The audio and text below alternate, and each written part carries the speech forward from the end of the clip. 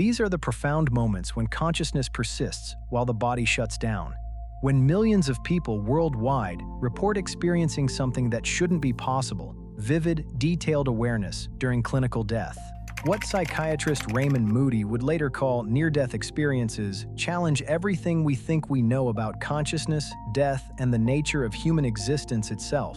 In the United States alone, an estimated 9 million people have reported a near-death experience. That's more people than live in New York City, all claiming to have glimpsed what lies beyond the threshold of death. About 1 in 10 patients who suffer cardiac arrest in a hospital setting report such an experience, while studies show that between 4 and 8% of the general population has had an NDE at some point in their lives. But here's what makes these experiences truly extraordinary. They're not random hallucinations or fever dreams. They follow remarkably consistent patterns that span cultures, ages, and belief systems. Whether you're a devout believer or a hardened skeptic, whether you're 8 years old or 80, the core features of near-death experiences remain strikingly similar across the human experience. The term near-death experience was coined by psychiatrist Raymond Moody in his groundbreaking 1975 book, Life After Life. Before Moody's work, these experiences were largely dismissed as hallucinations or religious fantasies, but Moody noticed something remarkable. The people sharing these stories weren't just telling tales, they were describing genuine experiences with consistent, verifiable elements that demanded serious scientific investigation. Since then, researchers have documented and studied thousands of cases, developing standardized scales to measure and categorize these experiences. The International Association for Near-Death Studies, or IANDS, now connects researchers worldwide in this emerging field. Dr. Jeffrey Long, founder of the Near-Death Experience Research Foundation, has collected over 5,000 NDE accounts in the largest database of its kind. What they've found challenges our most fundamental assumptions about consciousness, the brain, and what it means to be alive. Let me walk you through what actually happens during a typical near-death experience based on decades of rigorous research involving hundreds of thousands of cases worldwide. The experience typically begins with what researchers call an out-of-body experience. About 35% of people report this as the very first feature of their NDE. Suddenly, they find themselves floating above their physical body, watching medical teams work frantically to save their life. But here's the unsettling part. They can see and hear everything happening around their vacated body with remarkable accuracy. Dr. Sam Parnia from NYU Langone describes it this way. Many people report the same experience. Their consciousness became heightened and more vivid, and their thinking became sharper and clearer, all while doctors like myself are trying to revive them and think they're dead. They have a sensation they have separated from the body and can see and hear doctors and nurses, and they were able to report what doctors were doing to them in a 360-degree way that's inexplicable to them. From this aerial perspective, experiencers often report moving through a dark tunnel or passage. This isn't just darkness, it's described as purposeful movement, often accompanied by a sensation of acceleration. The tunnel experience occurs in a significant portion of cases, creating what researchers describe as a transition phase between earthly awareness and something far more profound. At the end of this tunnel, most people encounter a brilliant, warm light that doesn't hurt their eyes despite its intensity. About 69% of NDE experiencers report seeing this light, and it's consistently described as more beautiful and comforting than any light they've ever seen. This isn't harsh or blinding, it's welcoming, loving, and often seems to communicate without words. But perhaps most remarkably, 64% of people report encountering spirits or deceased loved ones during their experience. These aren't vague impressions or wishful thinking. People describe detailed conversations with grandparents, parents, siblings, or friends who had died years earlier. The encounters are so vivid and meaningful that they often become the most treasured part of the entire experience. During many NDEs, people experience what researchers call a life review, a panoramic playback of their entire existence that happens instantaneously yet feels completely comprehensive. They don't just remember events, they experience them from every perspective, feeling the emotions of everyone they affected, both positively and negatively. It's described as the ultimate learning experience, delivered without judgment but with complete understanding. Throughout all of this, experiencers report an overwhelming sense of peace, love, and understanding that surpasses anything they've ever felt while alive. 80% of people describe feeling profound peacefulness during their NDE. This isn't just relief or calm. It's described as a state of being so perfect and complete that many people are reluctant to return to their physical bodies. Now, here's where things get scientifically fascinating and deeply controversial. These experiences are happening while people are clinically dead. Their hearts have stopped, their brains show no measurable activity, and by all medical definitions, they should be experiencing nothing at all. Take the famous case of Pam Reynolds, which occurred in 1991 and remains one of the most well-documented NDEs in medical history. Reynolds underwent an extremely rare surgical procedure, nicknamed Operation Standstill, to remove a life-threatening brain aneurysm. During the operation, her body temperature was lowered to 60 degrees Fahrenheit. Her heart was stopped, the blood was drained from her brain, and her brain waves flatlined completely. She was, by every measure available to medical science, dead. Yet during this period of complete clinical death, Reynolds reported a vivid near-death experience. She described floating above the operating table, watching the surgical team work on her body, and accurately recalled specific details about the unusual surgical instruments being used, conversations between the surgeons, and even the song that was playing in the operating room. When scored on the standard Grayson NDE scale, Reynolds achieved a score of 27 out of a possible 32, indicating an exceptionally deep and comprehensive experience. The Reynolds case is particularly compelling because she was under constant medical monitoring throughout the entire procedure. There was no possibility of normal sensory perception. Her eyes were taped shut, her ears were plugged with speakers emitting loud clicking sounds, and her brain showed no electrical activity. Yet she somehow perceived and later accurately reported events that occurred while she was completely unconscious.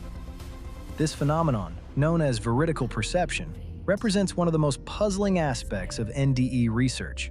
This brings us to one of the most puzzling aspects of near-death experiences, the quality and persistence of memory. When researchers compared NDE memories with both real and imagined memories from the same time period, they found something extraordinary. A survey of 613 people who had experienced NDEs found that 96% felt their experience was definitely real, while none described it as definitely unreal. But it goes even deeper than that. When researchers at the University of Virginia administered detailed questionnaires to 122 people with NDEs, asking them to compare their NDE memories with memories of both real and imagined events from around the same time, the results were startling.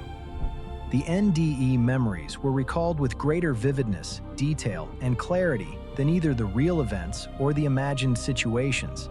In other words, people remember their near-death experiences as being more real than reality itself. Dr. Bruce Grayson, often called the father of NDE research, has spent decades studying this phenomenon. As a psychiatrist and professor at the University of Virginia, Grayson has documented thousands of accounts and played a crucial role in establishing near-death studies as a legitimate field of scientific inquiry.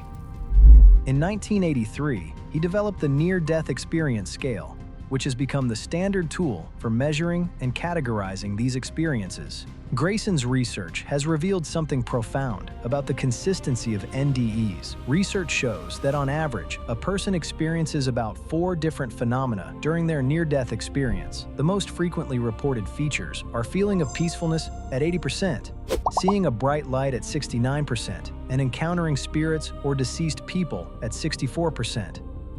The least common experiences are speeding thoughts at 5% and precognitive visions at 4%. This consistency extends across cultural and religious boundaries. NDEs have been reported in every culture studied, from ancient times to the present day. The oldest known medical report of near-death experiences was written by Pierre-Jean de Monchaux, an 18th-century French military doctor.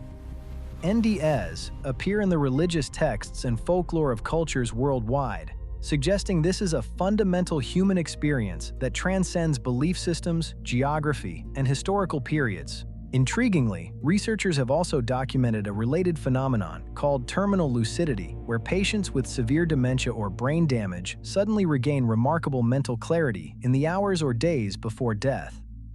Dr. Grayson has published research on this phenomenon, which strengthens the evidence that consciousness may function independently of normal brain activity during critical states. But not all near-death experiences are positive. While the vast majority of reported NDEs are described as beautiful, peaceful, and transformative, researchers have documented what they call distressing or negative NDEs. Most recent studies estimate their prevalence at between 11 and 22% of all near-death experiences. However, current research suggests that many so-called negative NDEs might actually be misidentified. Researchers have found that truly distressing NDEs generally don't share the same narrative structure or transformative impact as classical positive NDEs.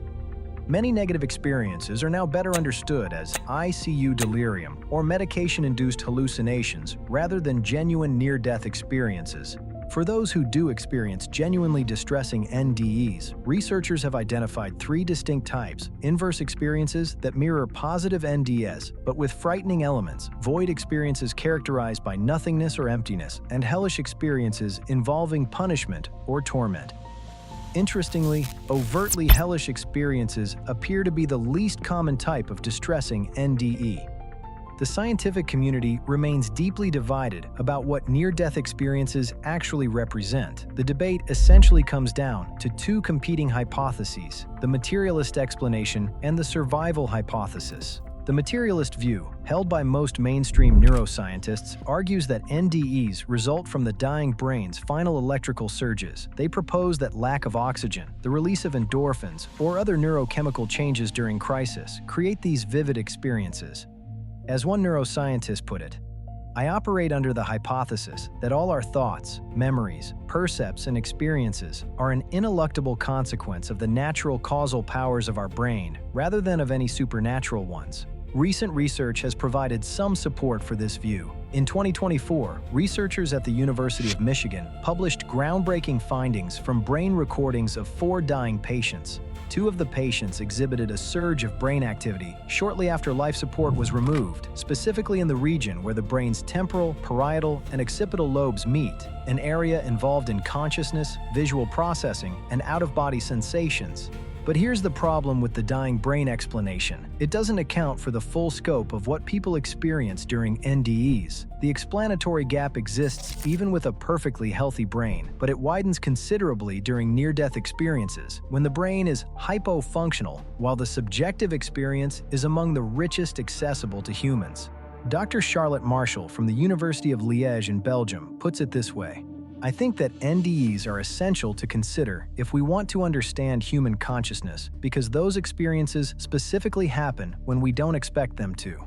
They arise in critical contexts where medical staff wouldn't expect the patient to be conscious." The survival hypothesis suggests that consciousness can exist independently of the brain, and that NDEs provide evidence of this separation. Proponents point to cases like Pam Reynolds, where people accurately perceive events while their brains show no measurable activity, or cases involving blind individuals who report detailed visual experiences during their NDEs. Some of the most intriguing evidence comes from what researchers call Picandarian experiences, cases where experiencers encountered deceased individuals they believed to be still alive. During their NDE, they're surprised to find their supposedly living friend or relative among the dead, only to discover later that the person had indeed died, sometimes just hours before the experiencer's own near-death crisis. The latest research is beginning to bridge these competing explanations. The AWARE-2 study, published in 2023, involved 567 patients who survived cardiac arrest in hospitals across the United States and United Kingdom.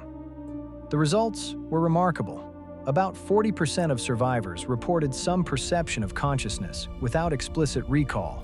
20% reported features consistent with a recalled experience of death, and 3% had overt visual and auditory awareness. Dr. Sam Parnia, who led the AWARE studies, describes discovering a spectrum of covert consciousness and cognitive activity in cardiac arrest patients. This suggests that consciousness during clinical death might be more common than previously thought, but most people simply don't remember their experiences. The transformative effects of near-death experiences provide another layer of evidence for their significance. Research consistently shows that positive NDEs lead to profound and lasting changes in personality, values, and worldview. People report increased spirituality, reduced fear of death, a deeper appreciation of life, and greater compassion for others. These changes aren't temporary. They persist for years or decades after the experience. Consider the case of Tony Sikoria, a renowned orthopedic surgeon who was struck by lightning and had a profound NDE. During his recovery, Sikoria unexpectedly developed an intense passion for classical music and began composing complex piano pieces, despite having no prior musical training or significant interest in music. The experience completely redirected his life's trajectory.